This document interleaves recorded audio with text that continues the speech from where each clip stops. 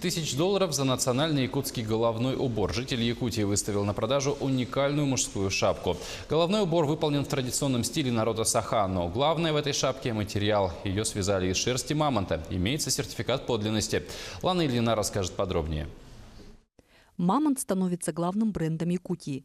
Попытка его клонирования, успех фильма о мамонтах «Генезис 2.0» на московском и американском фестивалях. И вот теперь единственная в мире шапка из шерсти мамонта.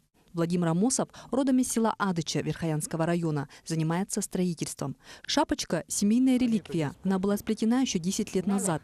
Но звездный час наступил, когда владелец решил выставить ее на продажу. Короче, шерсть привез с Усьяны, с казачьей. Ну вот вместе подумали, они шапку сделают. А что валяться-то? А у него тоже заранее была идея шапку делать. Ну, я там подключился вместе, я профинансировал шапку, бабушки пошли. Она жалуется, что шерсть короткая, на крючок не сядет. Ну, короткая шерсть, чем вот это конский волос. $10 000 – это стартовая цена изделия. В Якутии давно находят бивни мамонтов и их шерсть. На Новосибирских островах нашли даже останки с мясом и с кровью. Ходок мамонта, тут, в общем-то, достаточно часто тоже в Якутии находится. Связано это с тем, что республика является рекордсменом по мощности вечной мерзлоты.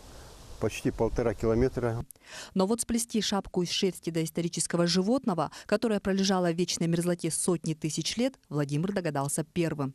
В музее мамонта подлинность шерсти подтвердили сертификатом. Интерес к уникальной вещи набирает обороты с каждым днем.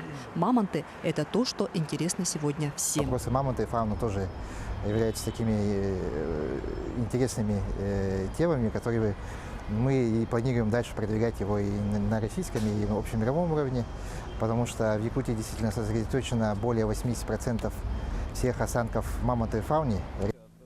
Шапка из мамонтовой шерсти на сегодня единственная в мире. Она уже привлекла внимание мировых СМИ. Колорита и без того бесценной вещи добавляет то, что она выполнена в национальном якутском стиле. Лана Ильина, Александр Калугин, Владимир Павлов, Илья Сыромятников, Якутск.